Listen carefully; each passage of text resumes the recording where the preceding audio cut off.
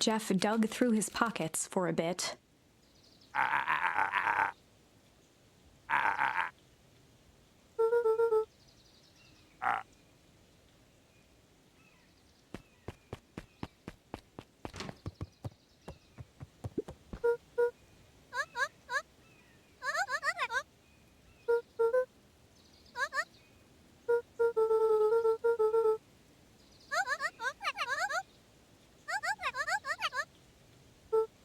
Kato motioned to the book in front of him.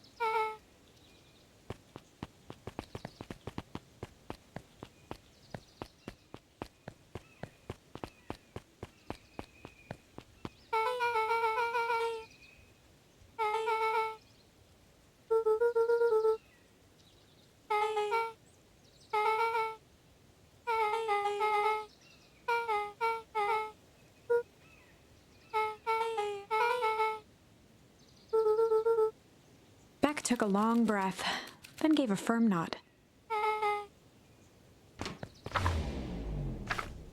Chapter 4. Dinner with the Moodwills. Ilona Moodwill was worried about change. A gardener at heart, she understood the necessity of change, relied on it even. But there was a difference between the controlled world of her plants and this cluttered cottage in a strange town. Almost done. Nellie was a blur of activity, digging through boxes. Sorry, love, couldn't find the dishes. We'll have to make do with paper plates. Dinner went by without much conversation. As she watched Beck and Luca finish up their pizza, Ilona let herself relax into the chair. The things she cared about were still here. Nellie finally had the job of her dreams. Beck was beginning to take root. Ilona's task was simply to tend to them. She could do that.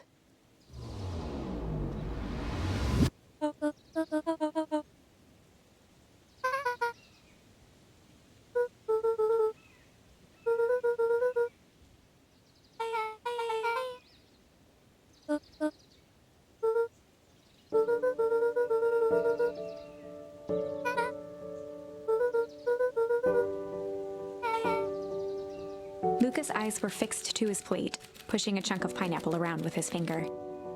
Nellie was the one who eventually broke the silence.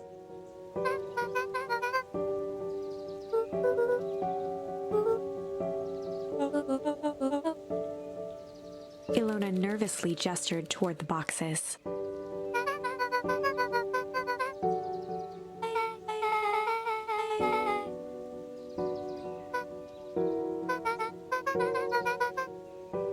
Luca wiped his face with his sleeve. Beck gave Luca a swift kick under the table.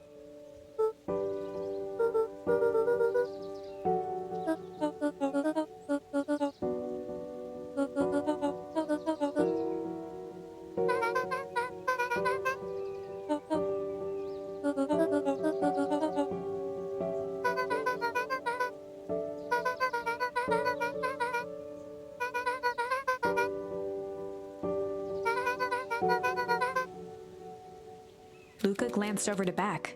She seemed to be holding her breath.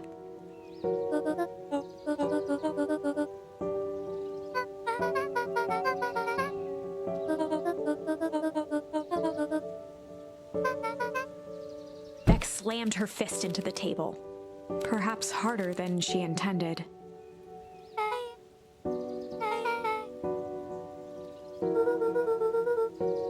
Luca glanced outside to gauge the time. The sky was darker than he expected, filled with ominous clouds.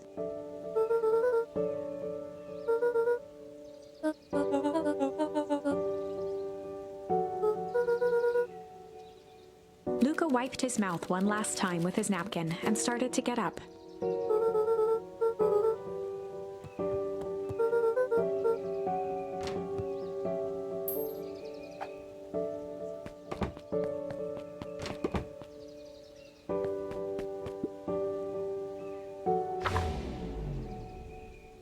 Surprised, Luca turned around. He knew Rollo could be prickly around new people. But Beck seemed cool. Rollo would warm up to her eventually. Probably.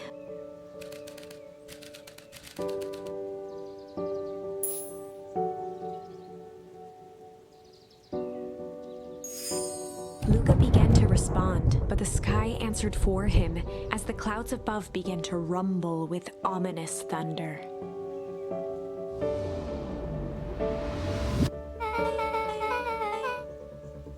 Luca surveyed the roiling clouds.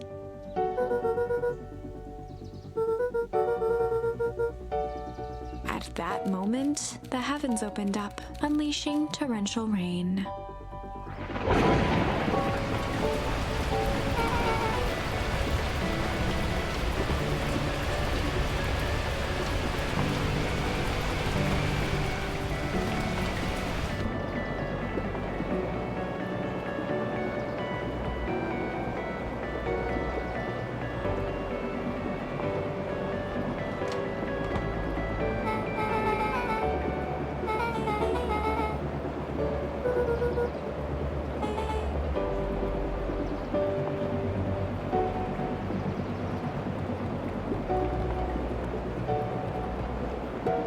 Luca squinted into the eye hole of the microscope.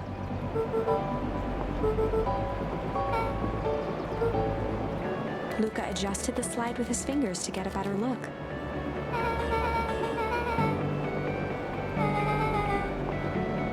Luca wiped his hand off on his sweater and gave a nervous laugh.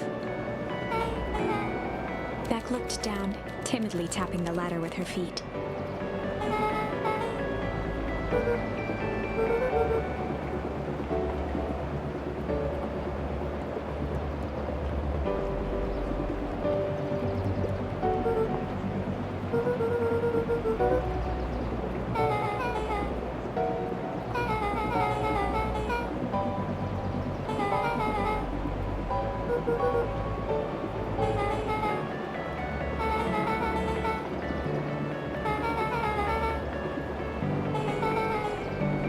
Luca flicked at one of the toggles.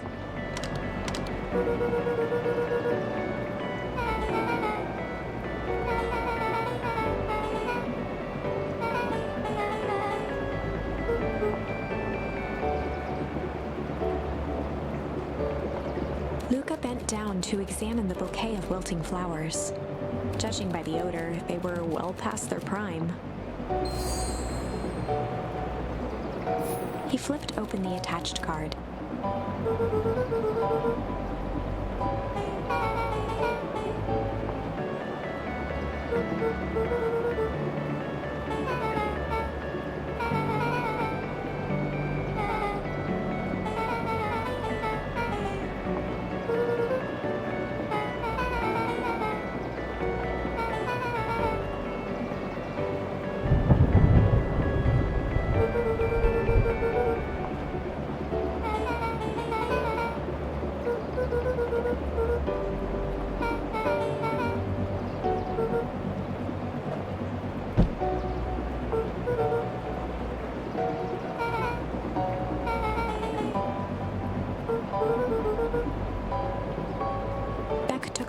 to watch the rivulets of water running down the window.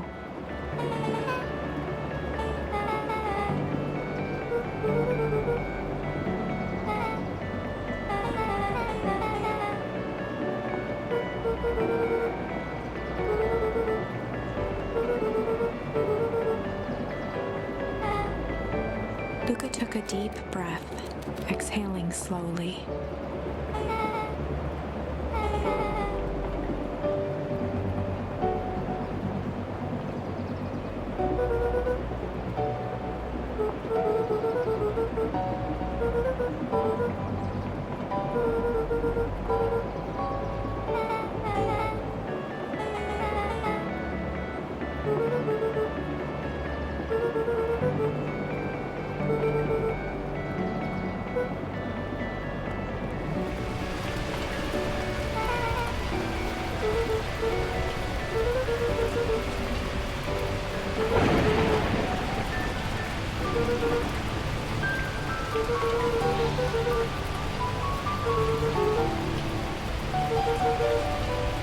Luca let out a feral scream that echoed into the night.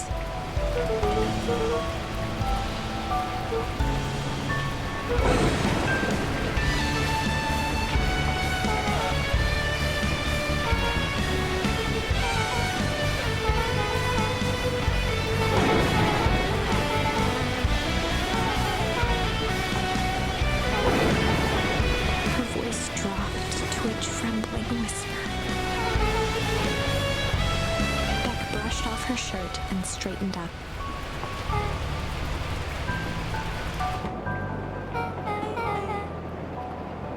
As abruptly as it began, the storm abated.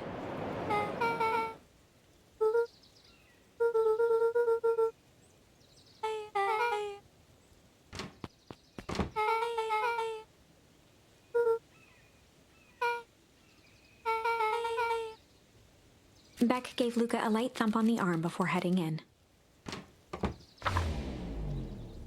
Chapter 5. Friendly Feud. The air was heavy with the hard rain's residue, the smell of wet things. Despite his dreary surroundings, Luca felt at peace. He'd never shared those details about his dad with anyone, not even Rollo. But it's not like this changed anything. Rollo was still his best friend. Adding Beck to the group would help balance things out. Everything's better in threes. This is what Luca told himself as he headed to the treehouse.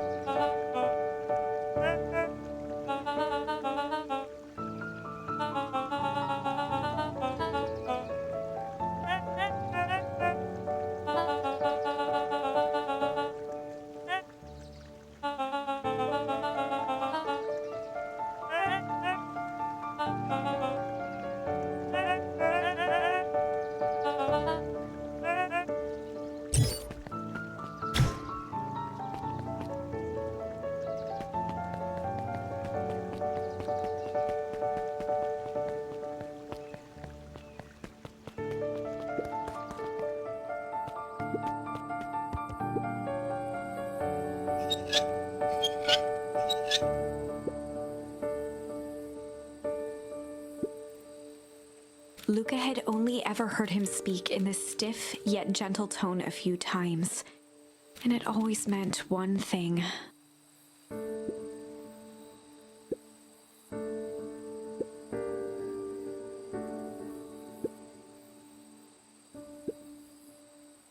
Rollo scoffed.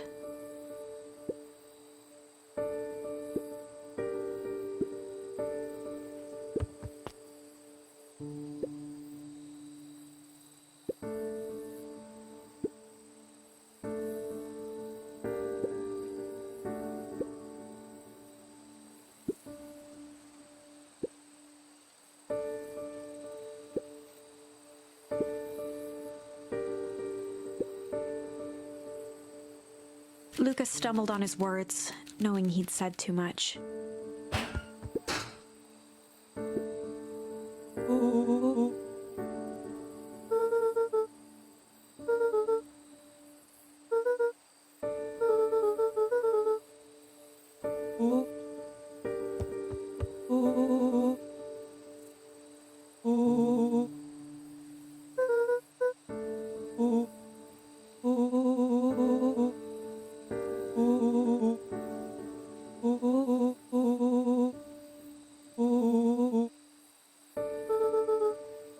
Luca became instinctively angry in response. Both boys were now shouting across the distance.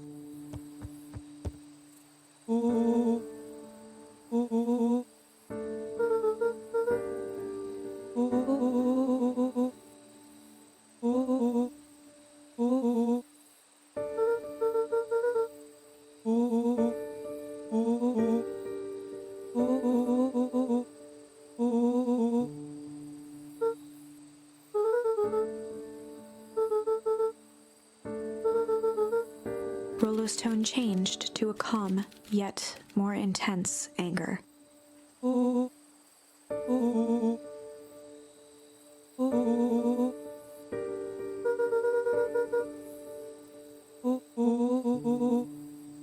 words hung in the cold night air. Rollo's stomach dropped, knowing he'd crossed a line. But it was too late.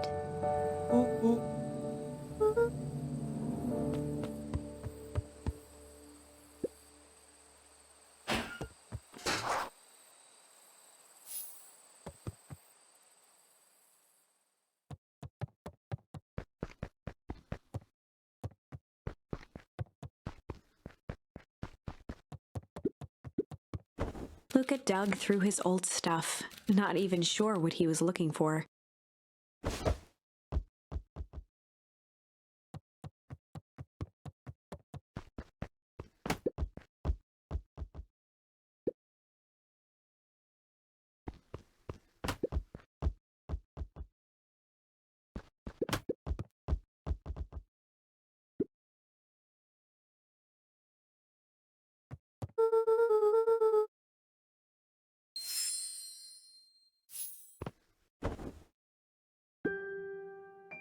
Gran cooed gently from the hallway.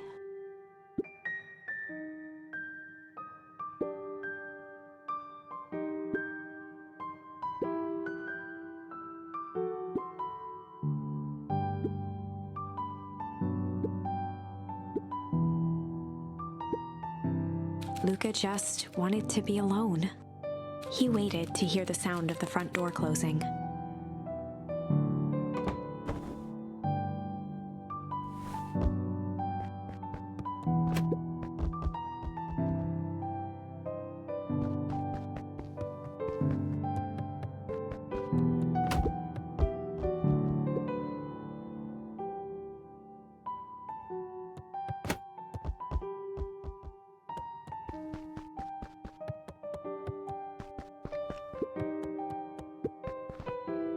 Luca dozed off again.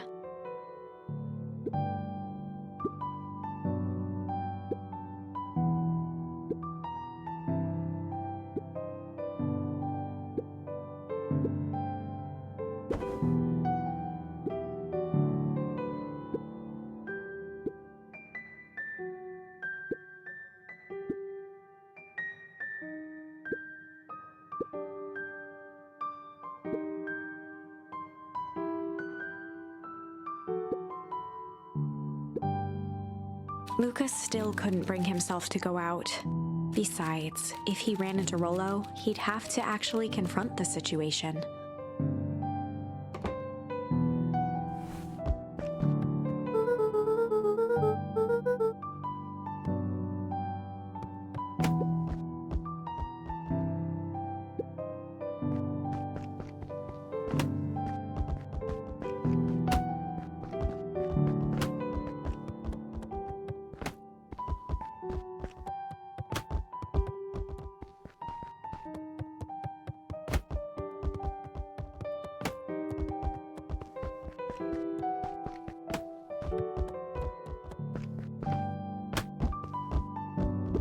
The Adventures of Hank Atomic. Luca carefully opened the cover and began to read. Rollo had received it for his birthday, a special hardcover edition with behind-the-scenes commentary and bonus art. Rollo cherished it, but asked that Luca keep it at his house. Luca wasn't sure if it was because Rollo didn't trust himself with it, didn't trust his sister around it, or just wanted an excuse to come hang out at Luca's more often. Whatever the reason, Luca didn't mind. But it had stayed right there where Rollo had stashed it ever since. Now, at the foot of his bed, Luca lost himself in the pages. He'd read it all before, but at this moment, it somehow felt sentimental. He was well into issue number 5 when he heard soft footsteps from the hallway.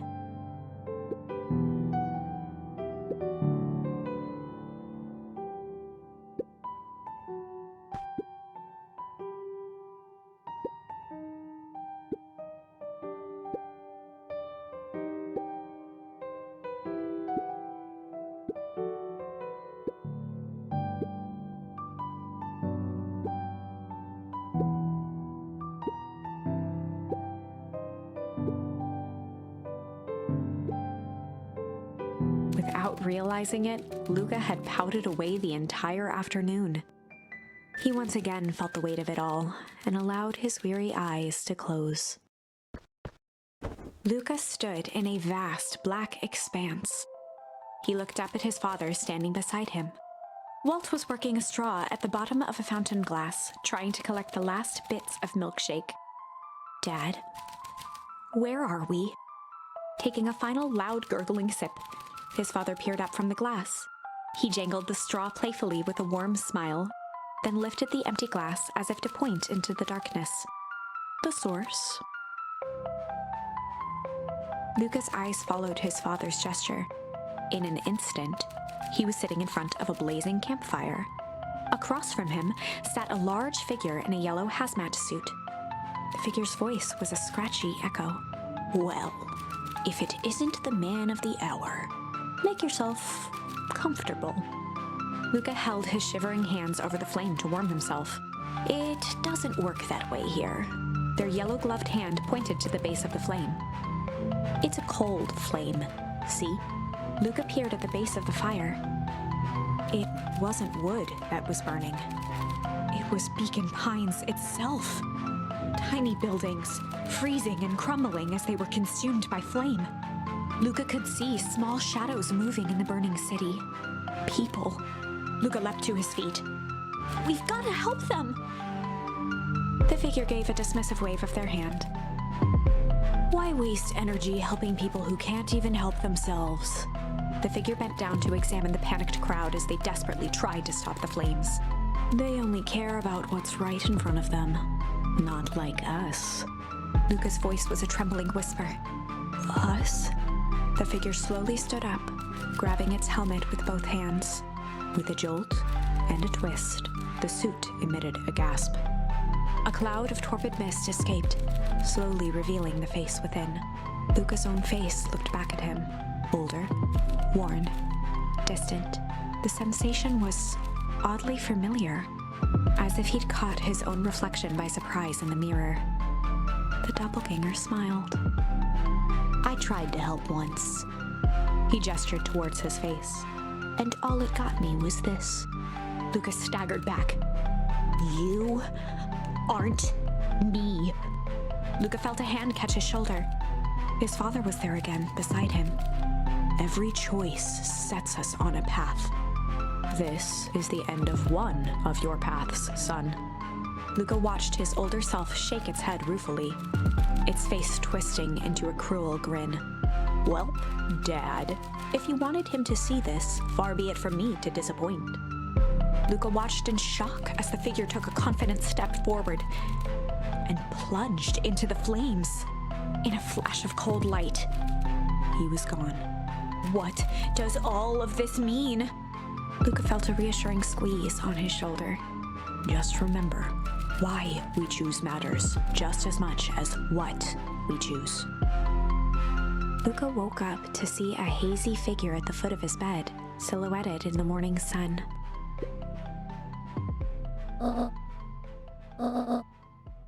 Luca rubbed his eyes. The kind, concerned face of his gran came into focus.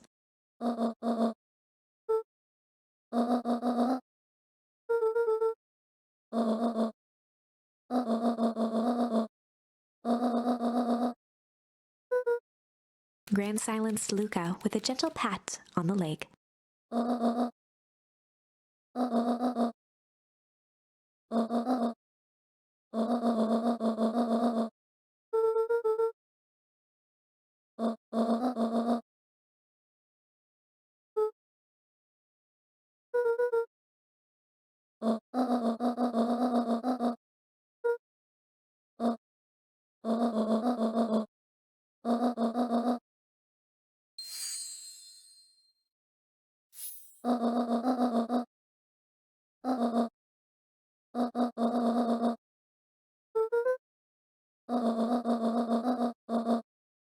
Luca gave a reluctant nod.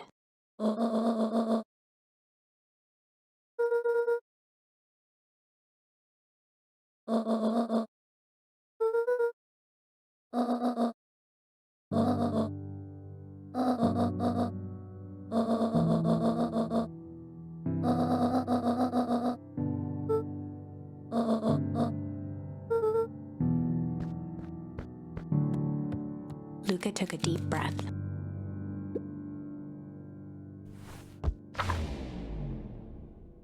Chapter 6. Through Thick and Thin. Despite Luca's bitterness, Gran was right. He needed to hash things out with Rollo. A big fight changes the nature of a friendship. Whether, in the end, it is for the better or for the worse, all comes down to understanding. If one is not careful, the same familiarity that builds the strongest of bonds can become the wrecking ball that shatters them. Luca emerged from seclusion, taking in the crisp festival air. But the events of the day weren't on his mind. He had to find Rollo.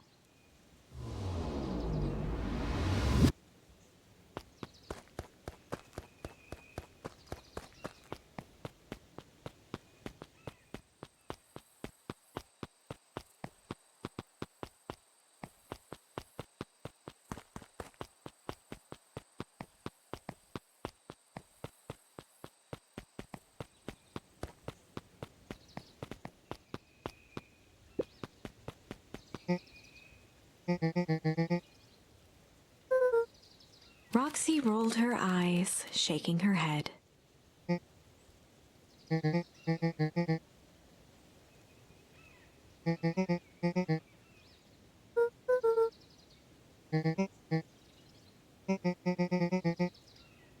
Luca looked down and kicked at the dirt.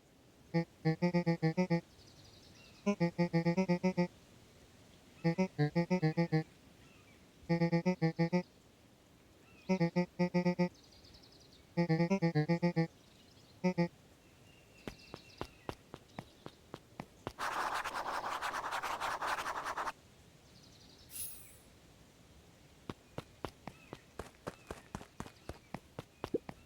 road leading to Beacon Pines was long and uninspiring. A sort of natural barrier for the impatient.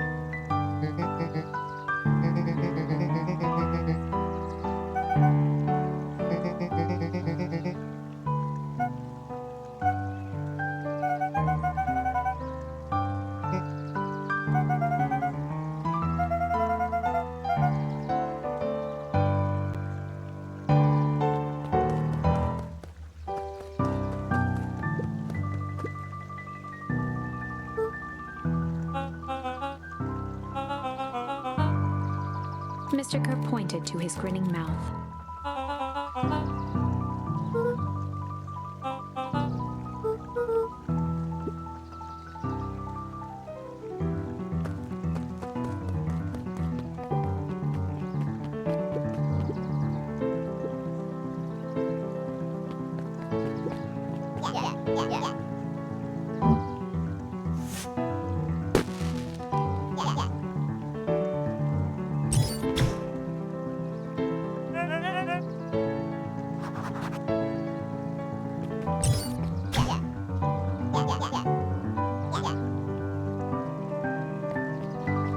Jeff was staring into the distance with a wistful look.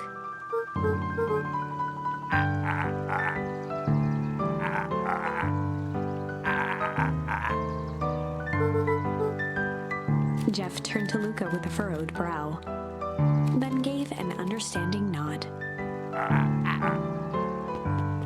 For a moment, the two now shared that same wistful gaze.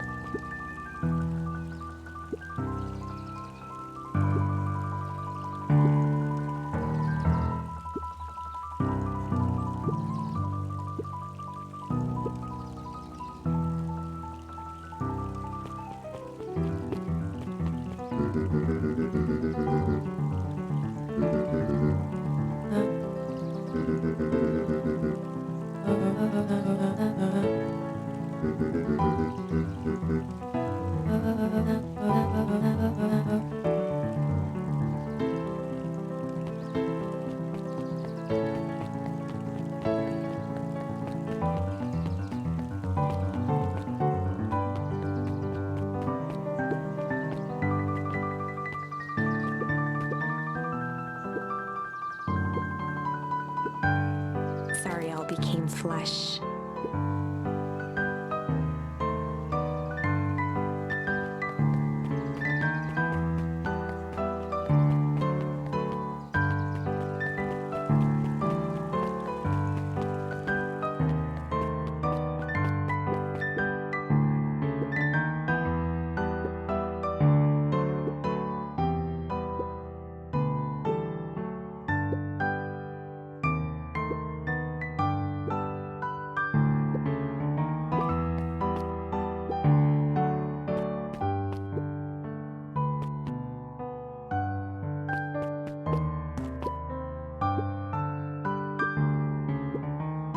Griffin looked away suspiciously.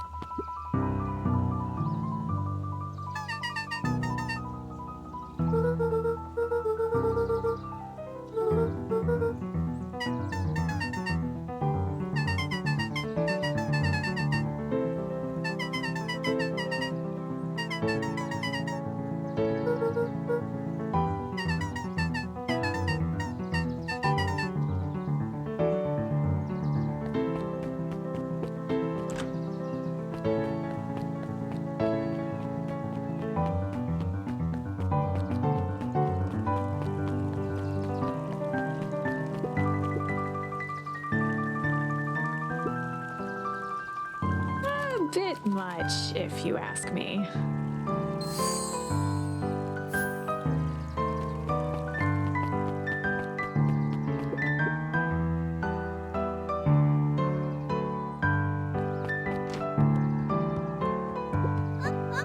Kato's eyes lit with excitement.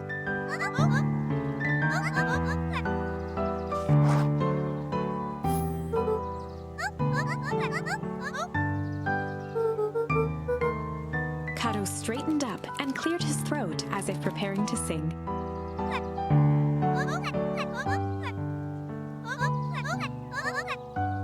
Kato stared at Luca eagerly.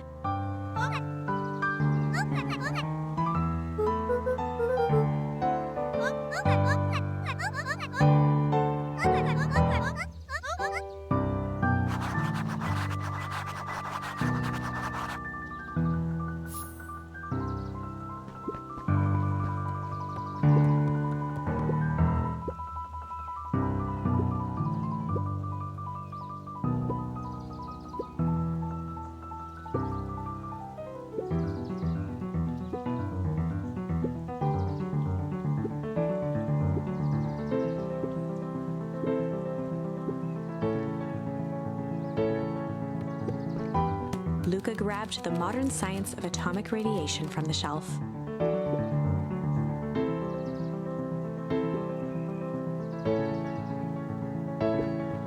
Luca grabbed Natural Photography, Volume 5, from the shelf.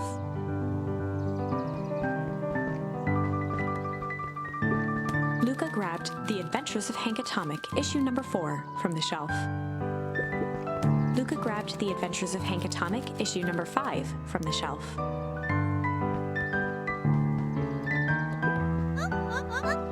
Kato removed his book from the desk and replaced it with Luca's, turning on the lamp.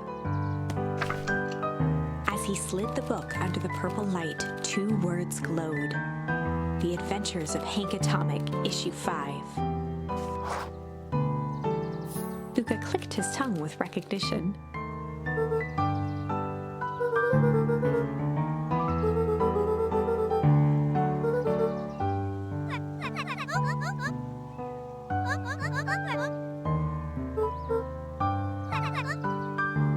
Kato began flipping through the pages, stopping when he hit a glowing word. He continued flipping.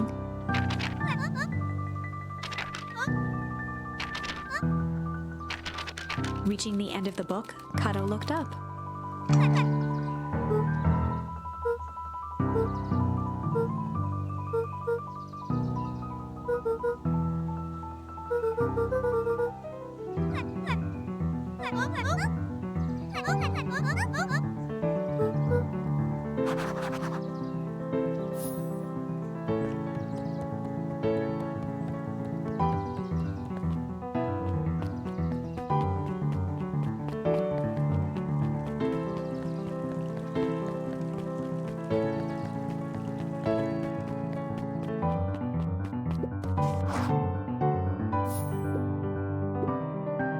Before Luca could finish his sentence, Griffin handed him a corn dog.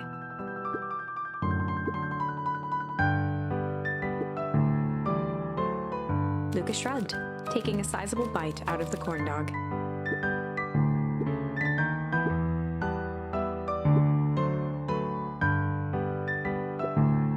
Luca tongued at his cheeks, feeling something rough between his teeth.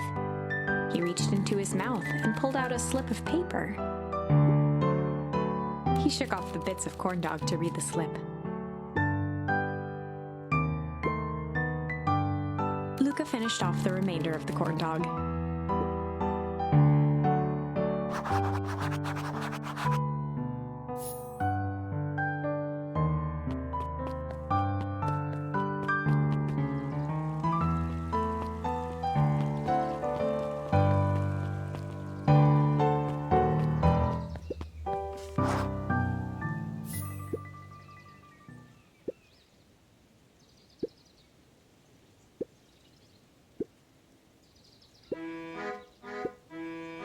Lumi waved his hands around sarcastically as he began.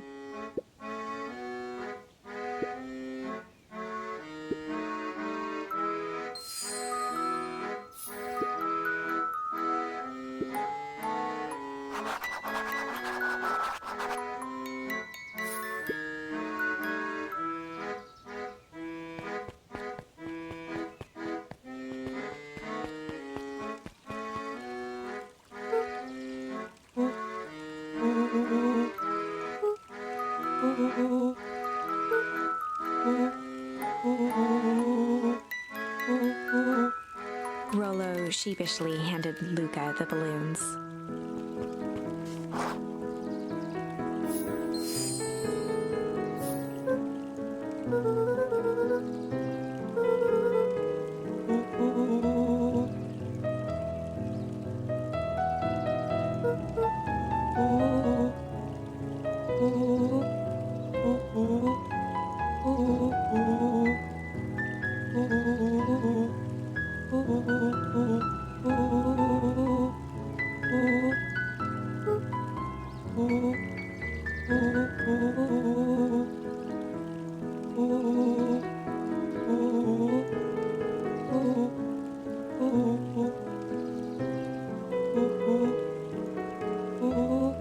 Luca threw himself at Rollo, hugging him as tightly as he could.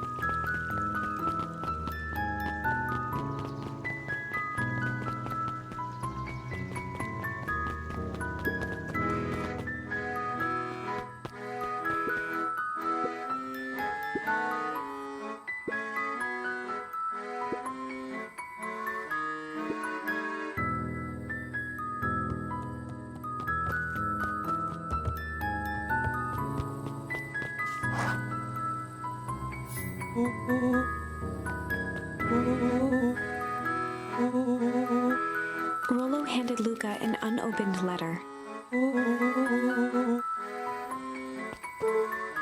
Luca, some things are going to happen that might be difficult for you to understand. If I am honest, I hardly understand them myself. But whatever happens, I need you to know that I love you. None of this is fair to you. You have already lost so much. We both have. I wish there was a simpler way forward. But if there is, I haven't thought of it. God knows I've tried. Everything I've done, I did for you. I hope someday you can accept that. Love, Gran. Luca folded the paper into his pocket and headed up the ladder.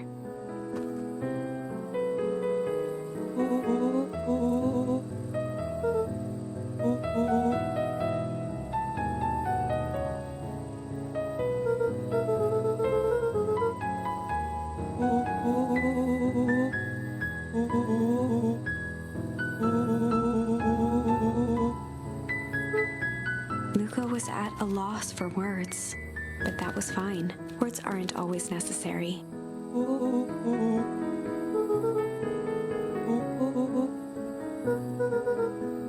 Sadly, this was untrue. A distant rumble shook the treehouse.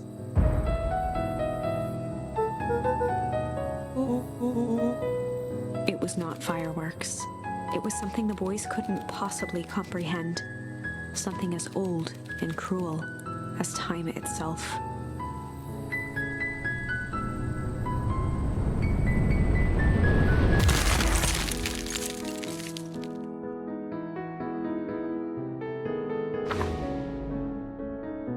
A shockwave of cold tore through the room. A bitter, unfathomable chill. Before they could react, it encased them in ice. Two boys, reunited by friendship, only to be cruelly separated by a malevolence beyond reason. And so, our story ends on this melancholy scene. In a silent treehouse turned statuary, in a town brought low by its secrets, sits a pair of friends, alone, together, for the rest of time. The end. No, that can't be the ending. It simply can't. I won't accept it, and I hope you won't either. There are more endings, more possibilities. I can feel it. We are just going to have to sort through them all until we find the one that fits.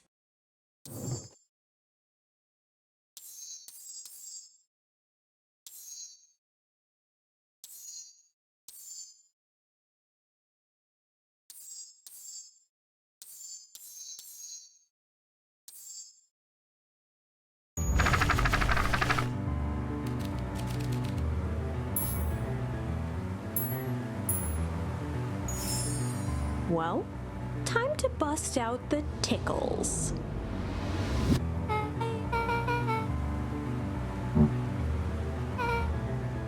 Beck lunged forward and began to tickle under Tish's arms.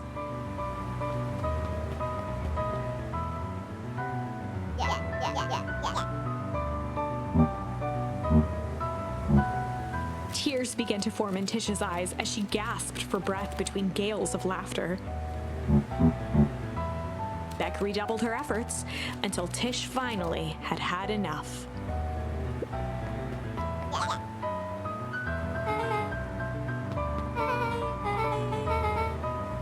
Iggy's eyes darted around, a realization dawning on his face that he was now outnumbered.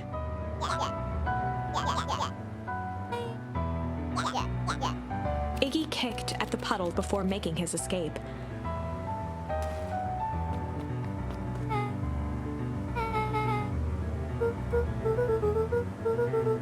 Beck shook the ooze out of her hair as best as she could.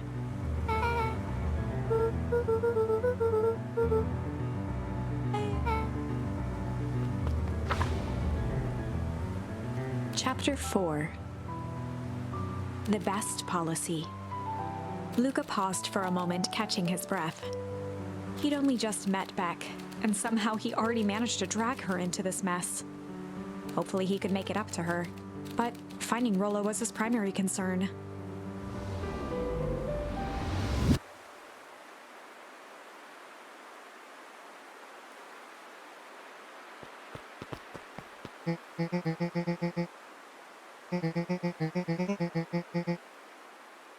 Roxy and Fitz looked drained. It was clear they'd spent all day searching.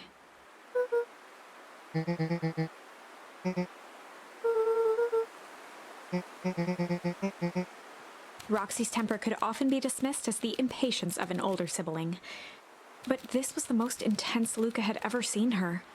Her eyes were wild and unfocused, looking straight through Luca. In a torrent of rambled words and tears, Luca broke down.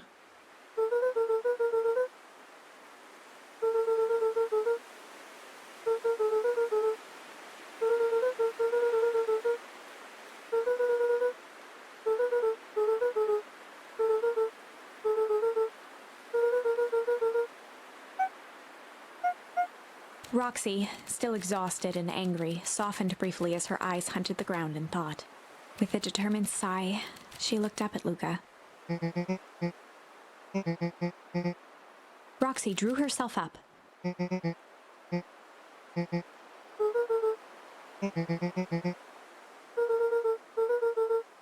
Roxy tried to think of the safest place to send Luca.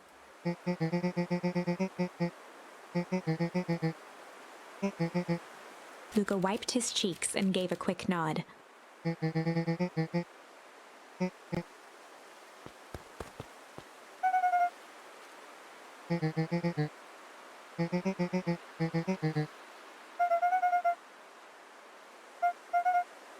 Looking into the puddle, Roxy rubbed her arms to warm up.